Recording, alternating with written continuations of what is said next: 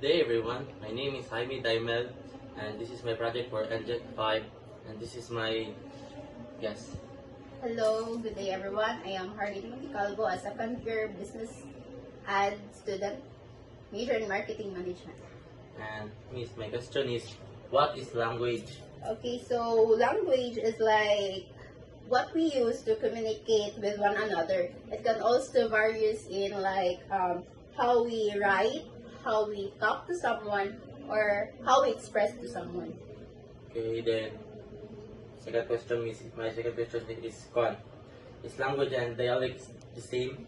In my opinion, no, since language is like we have is like what we use to communicate with someone with grammar and like talagang nasa vocabulary, while dialect is kana go ato ang pronunciation and like lahi man tag nga kanang natawhan, so natay lain nga dialect like us Bisaya natay like mas kanang gahi nga pronunciation nga wala sa lain nga Tagalog.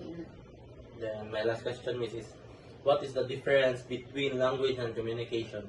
So language is like what we use to communicate, while communication is like how we can exchange information to someone, or like our thoughts or like other gestures. Gestures can also be a communication.